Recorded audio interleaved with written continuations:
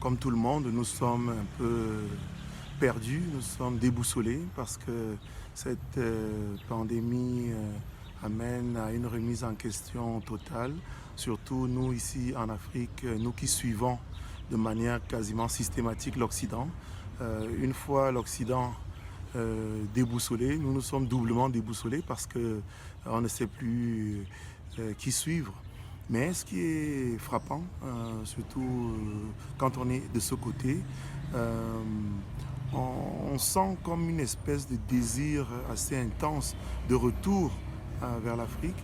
Et ce désir, en fait, est, je crois, lié au fait que celui qu'on suivait, l'Occident qu'on suivait, est perdu. La science a beau nous raconter que voilà ce qui se passe, mais l'hécatombe que nous voyons ne nous rassure pas.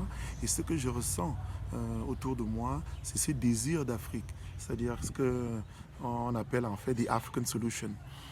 Puisque l'Occident est dépassé, il faut que nous on cherche.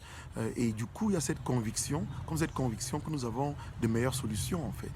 Et je crois que cette attitude en fait est assez surprenante et démontre en fait que jusqu'ici, les gens suivent en fait l'Occident par pas par complexe d'infériorité ou par intimidation, mais quelque chose de proche. C'est-à-dire que si nous suivons l'Occident, bon, c'est parce que c'est ce qu'il faut faire. Mais quand ça devient sérieux, là, comme c'est le cas avec le Covid-19, on a le sentiment que les gens veulent maintenant retourner aux sources, aller chercher la vraie solution. Et là, je vois bien que on parle plus des mêmes choses. C'est-à-dire que quand en Occident on parle de médecine, de santé, de recherche scientifique, ici on parle de guérir. J'ai vu un médecin à la télévision dire j'ai eu, disons, le médicament, la recette pour soigner dans les rêves. Et sur les 16 patients que j'ai eus, 19 ont été guéris. Et je remercie le bon Dieu de m'avoir donné cette recette. Nous avons un évêque aussi qui guérit.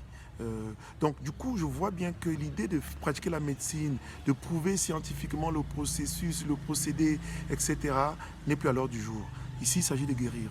Et là, on voit bien pourquoi les gens, souvent, ils disaient, quand on est malade, quand ça dépasse le blanc dans l'hôpital, il faut aller à l'indigène.